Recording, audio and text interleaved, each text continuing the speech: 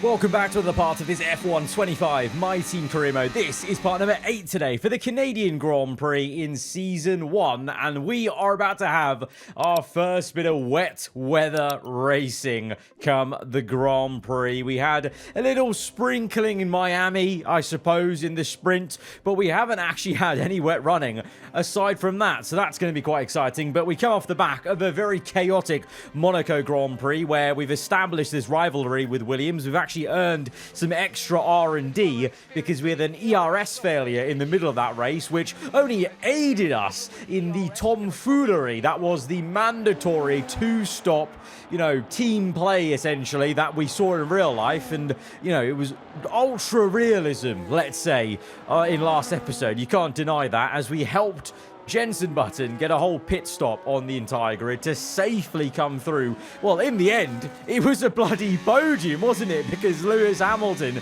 spun out quite late on in that race. So I can't believe it. It's just meant to be our first podium as a team, and it's Jenson Button leading that charge onto the bottom step of the podium, and hopefully there's more success like that to come in the future. But obviously Monaco was a very unique and special situation. We're going to come back down to reality here at the Canadian Grand Prix, and with that reality is some management of the components, and things are looking quite worn.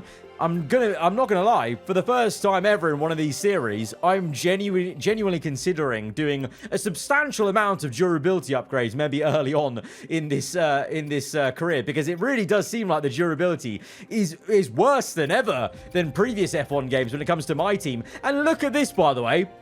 Jenson Button's ICE is at 99%. Are you telling me that he got a podium at Monaco with an engine, internal combustion engine, at over at least 90%? That means that he finished the race on. That's insanity. That just makes Monaco, what happened there, even funnier and even crazier that he pulled that off, that we pulled that off, if he had an ICE that worn.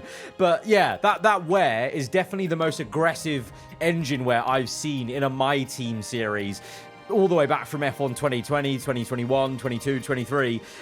It might have to do with the fact I'm doing quick practice programs, which I feel like at the start of the game always is a bit too harsh on the engine wear, and then eventually they bring in a patch, so we'll see how that goes. It's one of those things they don't seem to fix permanently going into new games, but at the same time it could just be a way that they're making it harder for us as the player. We've already seen they're making things harder with bottlenecking us with the new system where you have to research and develop parts, and you have to purchase a lot of facilities to make that work. And in that respect, it's going to make this whole midfield fight in the R&D chart very, very tight, because you can see the AI, they're not, streaking away massively, but also at the same time, we're not now streaking away massively. We've made that initial catch up to the midfield, but you can definitely see the progress is slowing, because now we are hitting bottlenecks with our aero, with the chassis. The only part of the car we can actually upgrade further right now is the powertrain and durability, ironically. So,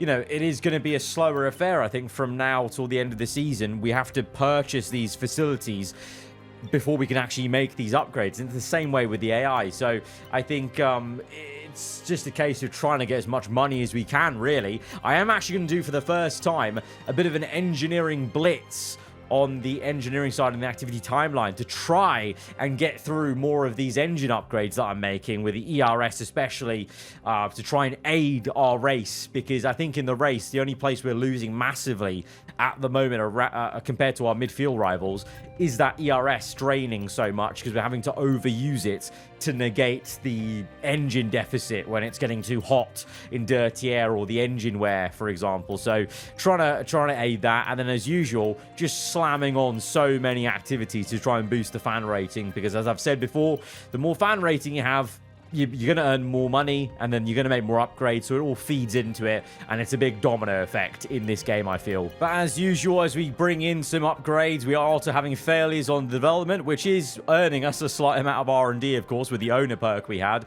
And then, yeah, as I alluded to, I actually might be purchasing quite a fair few durability upgrades, because it's really bad on this year's game, so it's even convincing me to make them, because usually my mantra is, and you guys have watched me before know, my mantra is let's just build a fast car. If it blows up, it blows up, and then we'll deal with grid penalties. But honestly, the wear is so high. I think it's really going to affect most of our races this season unless we turn the tide on them, the wear that we're seeing. So as well as making, as you can see, developing engine parts, I am consistently bringing in durability parts, and we're basically doing nothing on aero and chassis right now because we can't. We've completely got to the wall of what we have available. So and we have money to spend, but building facilities takes a while. Right now we can only build one facility at a time on the engineering side of things. I could purchase the facility that allows me to build 2 facilities at the same time, but I'm not going to quite yet because I just don't think we're financially that secure.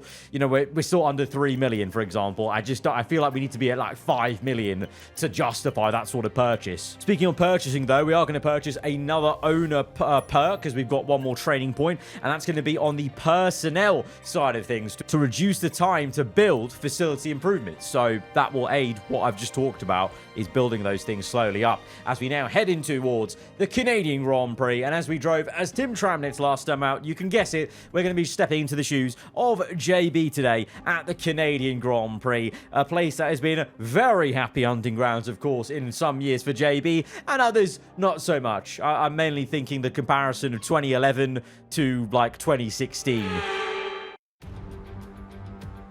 Welcome back, everybody. We're here in Canada at the wonderful Circuit Gilles Villeneuve. Who's going to come out fastest of all in the next hour? Yes, it's time for qualifying. I know I said it's going to be a return to reality after that bonkers Monaco Grand Prix, but I'm quietly confident we can do something in this Canadian Grand Prix. Generally speaking, this is one of my best tracks on the F1 game. It is my favourite one to drive and to watch and to attend to as well. So, yeah, it's got a place in my heart, as I say all the time, and we always seem to just luck out a little bit. But we've got rain forecasts for later in the race, and that might put a damper on things, not actually help us, to maybe your surprise. Because if you've not played the F1 25 game, well, I've seen some murmurings that the AI are very, very good in the wet this year. Like, a bit too good in a way compared to the level they're at on the same level in dry. So we're going to see how that one plays out. But Q1, thankfully, was a formality eventually on that second lap, getting a bit more in the groove. Tramnitz is through as well. So both of us into Q2. I feel like now we should both be aiming for Q2. Tramnitz, the car itself is that good now. We're right in the middle of that entire 17 pack outside the top 4. And then Tramnitz, when we're not driving as him, I think he's coming along nicely. I think he's still quite low rating, but he is putting in some great shifts. Imola was really, really impressive. And the fact he's just got into Q2 here again, and obviously we did for him in Monaco, but it's all adding up. I think he is growing nicely, and he's performing well, even despite maybe his rating being lower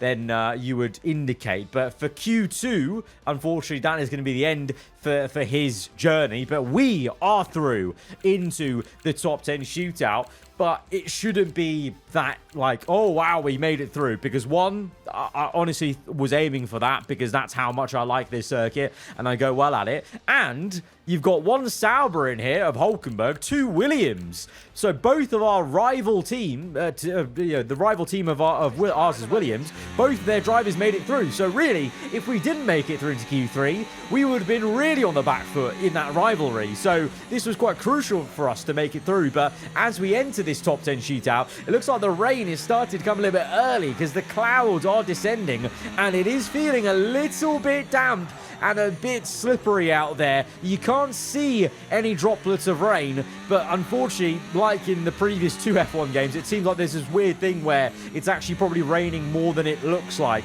on the F1 game. It's been that case since F1 23. And as we cross the line, it's only going to be P6. We're ahead of Albon, though, and Antonelli. And I thought that was still pretty decent showing, just, considering how difficult it was out there. Because into the first few turns, the oversteer was crazy. There was clearly so much lack of grip, even though it looked quite dry. I think it was definitely in the crossover period to intermediates. And to my surprise, the man on pole position, I can't believe it. What on earth has happened there. Carlos Sainz has absolutely cooked in the Williams. He's on bloody pole position. He's on pole position ahead of the likes of Norris, Verstappen, Hulkenberg's P5 in a Sauber. Just showing clearly it actually definitely was raining. And I'm guessing Sainz went out the very first driver. And basically all the drivers that went out ahead of us did better. And anyone behind me went slower. I mean, Leclerc, for goodness sake, very Ferrari-esque. They went out on intermediates, for goodness sake. That's how late they left it. So Sainz on pole, Hulkenberg P5. Here in Montreal, lights out is quickly approaching on this artificial island originally built for the World Fair in 1967. Now it's used for a World's Fair of a different kind, ever since Formula One first arrived here. We're back in Montreal for the Canadian Grand Prix. It's time to see how our drivers are stacking up after yesterday's exciting qualifying session. An immense lap from Carlos Sainz yesterday puts him in pole position, and Lando Norris lines up alongside. Looking at the rest of today's grid, we have Verstappen, Russell, Nico Hulkenberg, and Hamilton, Button, Albon, Leclerc, and Andrea Kimi Antonelli, Piastri, Tsunoda, Esteban Ocon, and Tramnitz, Behrman, Fernando Alonso, Gabriel Bortoleto, and Jack Doohan, Gasly, Hadjar, Stroll, and Liam Lawson rounds off the grid. It's almost time for the lights to go out, so let's head down to the track where preparations are underway. Alongside me here in the commentary box today, former racing driver extraordinaire Naomi Schiff. Oh, Canada. Oh, Canada. What a track this is, and what a challenge for the drivers this weekend.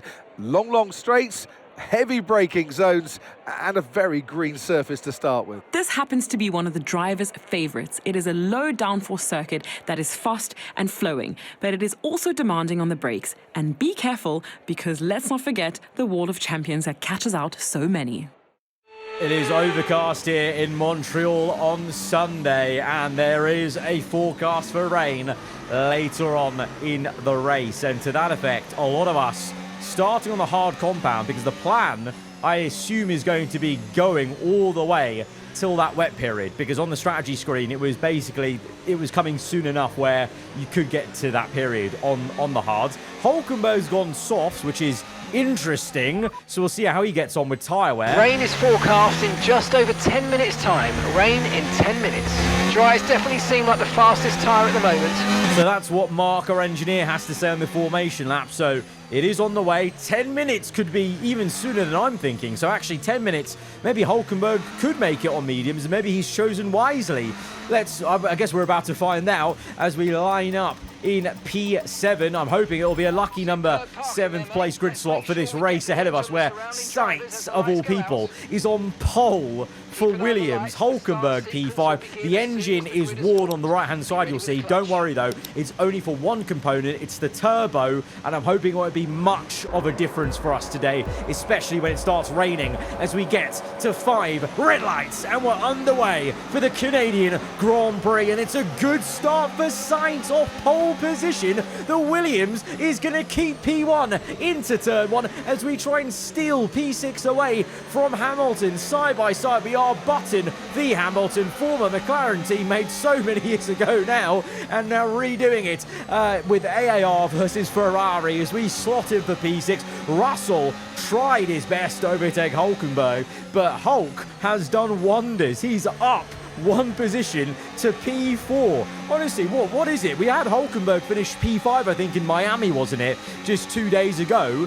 And, that was obviously just before the real-life Spanish Grand Prix where Hulkenberg got a P5. There is something in the air, in the coding in the game currently. It's all matching up right now, and Hulkenberg is cooking just as he was in real life again here in Montreal. But Sainz even more so, who still leads this race. He's setting fastest laps. What is going on? This is concerning as the team who have just become Williams rivals in this season, as we keep the pressure on Russell, but Hamilton equally does so as well. He goes for the move, catches us a little bit unawares. We go defensive into the hairpin, but it seems like once again the AI, they're really good off that right left-hander sequence into their hairpin. There's something about just the acceleration. Maybe they're using the battery a bit more than me, but they consistently just always get me there in the last couple of F1 games, but it's fine. We're quicker elsewhere around the circuit. Bringing the neck out of this car in the last sector, going past the wall of champions. Lando Norris with a purple lap time, but we're going to set a purple last sector,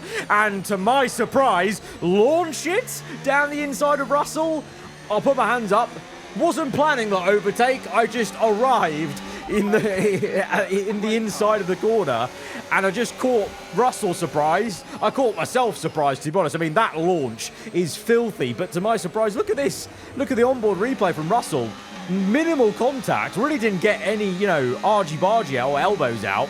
Just actually a pretty clean surprise overtake. Just, you know, wasn't really ready for Russell to be that slow into the corner, and it looks like he may be struggling because now Hamilton is going to try and get him, and he has got him completely even before they get into the chicane at the final few corners. So Russell's struggling again for Mercedes. They've really not been performing that well this season. I think actually if you look closely in the Constructors' Championship, they're not even that far off where we and Williams are, so they need to be careful. And speaking of Williams, well, look at this. Lando in a 1-2. This is insane. Sainz leading Lando with nothing to separate them, 4/10, and then there's a bigger gap to Verstappen in third. Hulkenberg sitting pretty in P4, and we are in P5 trying to keep up with him and trying to get in his DRS if we can to overtake him eventually. And at the moment, Tramnitz doing a pretty decent job. P13 for an F3 driver. That's lower than 70 rated, remember, at the start of this series.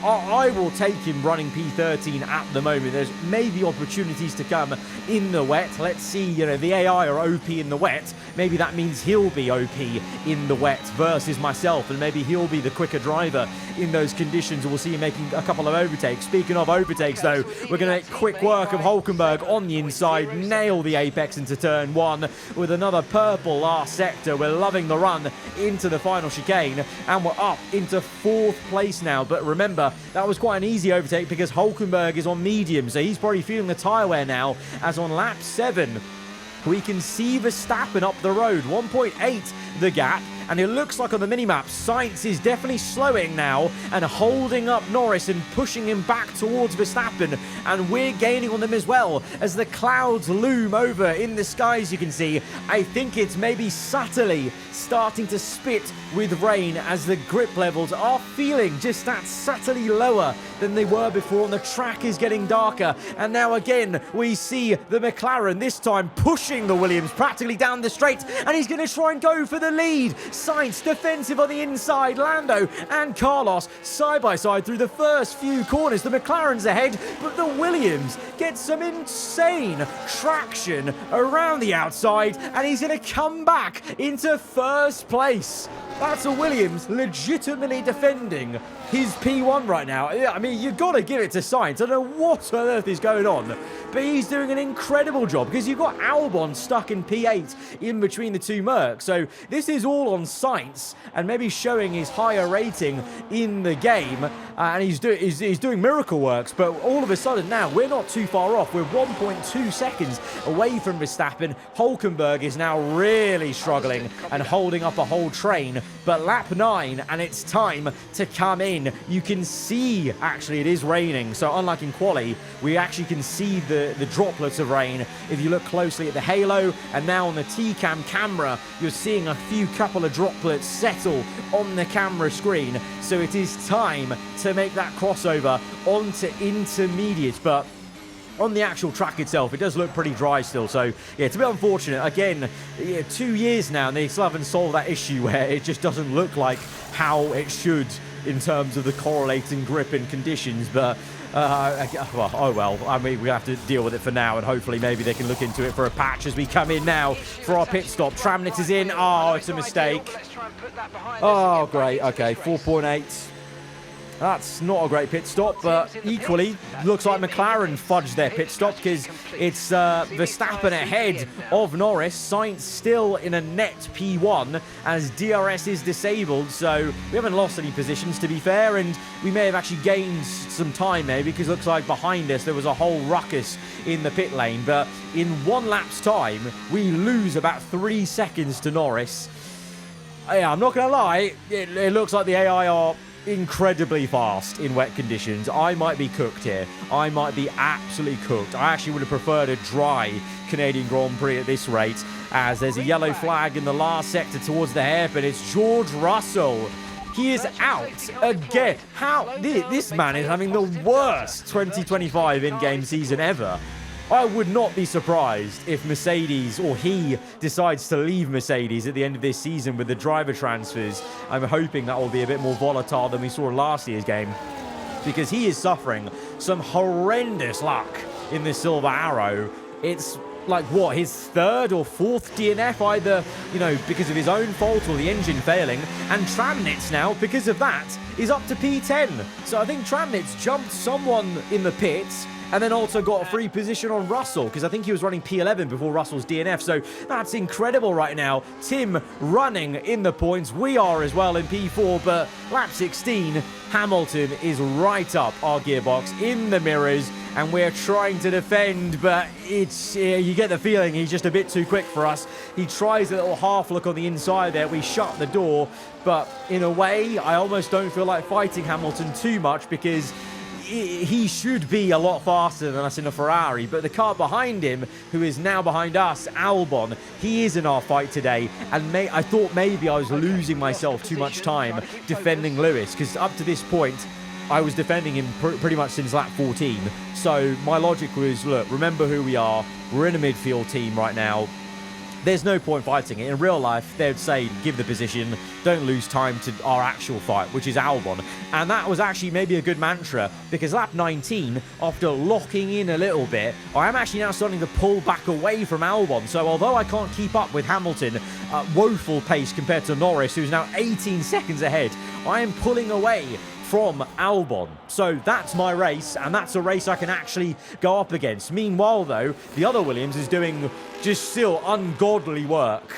7 tenths ahead of Verstappen, still leading this race for now 2/3 of it from Verstappen. Norris has caught up though, so the top 3 separated by 1.5 seconds. Hamilton in no man's land, we're in P5, still got Albon at an arm's length of over 1 second, which I'm really happy about, because I was scared we were just going to fall backwards and backwards, but there's been some good pace in there. But the only thing I'm worried about is the tyre wear, because we are going to the end on this set of inters, and that's a long way to go, and the higher tyre wear we're seeing on F125 also is present for the wet weather tyres. So that's my only problem, is can I keep up this pace versus Albon when the tyre wear kicks in. Meanwhile, we saw Tramnitz was running well in P10, but now unfortunately on lap 21, well, to be honest, he's done really well there to defend Leclerc. He actually re-overtook Leclerc into the final corner, but the Ferrari's going to have too much for him into turn 1. On the outside he goes, he gives it a good old fight though,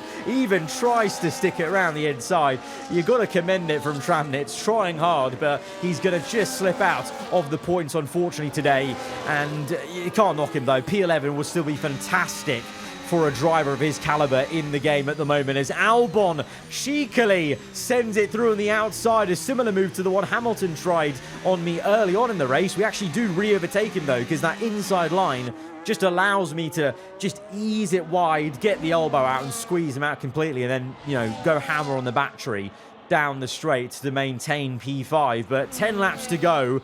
Can I maintain this now? Because this is it. My tyre wear's kicked in, clearly, and I now can no longer keep Albon at an arm's length. He is there, but I will fight Albon as much as I can, because he is in our realm of possibility of keeping behind. We just need to try and, you know, tactically keep ERS as we are. 60% battery. But the problem here is, I didn't realise Albon was actually really smart. He didn't go for the move side by side the hairpin. which means I couldn't squeeze him out. And it means now he's also saved battery, and it looks like he's out dragging me down this straight as we try and come back at him into the next corner, but we're sliding. Albon cuts the curb. Surely, referee, FIA. Are we going to get like a VAR on that? That was a bit ridiculous. Albon's going to maintain the position, and we have lost out to Albono. It was a tough old scrap, and we were losing the back end. We were very lucky not to drift into the Wall of Champions. I'm not going to lie there. But we definitely got beat out the hairpin. That was incredibly clever from Albon's AI. I don't know how much credit I should give here, but it's almost like he learned from the previous time to not try around the outside, and instead he just tucked in behind and waited to do it on the straight, which was definitely the better way to go. I also think at this stage, not only is my tyre wear probably hurting me, but now maybe my turbo wear is affecting my straight line speed, because it's 71%, and that obviously the turbocharger is affecting the acceleration out the corner, you know, making up for that turbo lag with the V6 engine. So maybe that's also hurting us, as on lap 31, Sainz still leading. 4 laps to go, but I fear there may be a bit of pain to come as Verstappen finally is able to make a move. Someone is able to topple the dominant display that Carlos Sainz was showing up till now. That is going to hurt so much. Oh, I'm just imagining if that was me, if I was leading in a midfield car for that long, and then with 3 laps to go I lose it. I would be in so much agony, and I'm sure Sainz will be, because he's had a taste of victory. We are yet to have a taste of victory on F1 25, but Sainz, as a driver, has had some victories for Ferrari, and, well, this one would have been even sweeter, I feel, in a Williams. But it's not meant to be, alas, but the memories will be there of the pole position and how well he did for so long as we continue to struggle. But we are going to try and fight to the end to keep Piastri behind, even though the McLaren probably should be overtaking us. We're now only 4 laps out, so I'm being as stubborn as ever, and I will defend this with everything I've got. And it means that I'm losing pace really in reality, because now Albon is 7 seconds ahead of us. So that's how much time I'm losing defending Piastri by going to non-ERS in the first sector, saving as much battery as we can into the slower corners, and then having the battery for the important parts, the traction zones, the straights, as we're now onto the last lap of the Grand Prix. Keeping it in medium now for the last lap, though, because I just want as much pace as possible around the lap. You can see the tyre icon on the right is orange. The engine icon is orange red, let's say. So the car is really on its last legs. It's been a real difficult day in the office in Canada here today for us. Max Verstappen, he has broken Williams' heart, and he is going to win another race in the season. Sainz, though, an incredible 2nd place for Williams. That trumps our 3rd place last time out. That's a little bit annoying. Albon's beaten us as well. So as a team, Williams have beaten us today, and they'll outscore us. They'll probably even overtake us in the Constructors. So it's game on. It really is game on with Williams in the Constructors' Championship. That in-game rivalry is really actually, you know, a legitimate thing, as we are going to try and keep Piastri behind, but he's actually pulled right alongside us. We go very defensive into the last corner, and we will just about maintain P6. And you know what? Apart from Hulkenberg, there wasn't like a massive trolley train there, so I'm quite happy. Like, we were holding up Piastri, but it wasn't like I was so slow we were holding up like multiple cars. We were pretty much just only holding up Piastri, so I can be quite happy with that. And it's just what it is. You know, the AI were just so much better than me today. It's another victory and a champion's performance from Max Verstappen. And you can really tell that they're taking this one step at a time, one race at a time, and getting the points on the board when it matters. That's what it's going to take, consistency and the bigger picture. It's a big victory for Verstappen as, well, multiple different winners keep coming to the top step of the podium. It's making things very interesting, but out of everything, it seems like Max and Lando are the most consistent, because they're level on points as we get to round 8, which is halfway of this season, by the way. Level on points. So is this about to be the 2024 championship battle we hoped we would have had now here on F1 25 in 2025? As in the Constructors, there you go, Williams overtake us, but look how close Merc are. Us and Williams, we could actually take the fight to Merc if they continue to drop consistent L's for Russell with engine failures, but this is quite good. I think Cody's took the feedback on board from F124 because we have already got into a heated rivalry. We only just started this rivalry with Williams last time out. Now we're in a heated rivalry with Williams. So that intensity is increased really quickly, which is good to see because it was just far too slow on last year's game. As we gain more fan rating and overall, it's still a pretty okay Grand Prix considering it's our first time in the wet. So guys, if you have enjoyed that one, be sure to hit the like button. Let me know what you thought in the comments below. If you're around here, then do get subscribed for weekly Formula 1 content. I'll see you guys next time. Goodbye.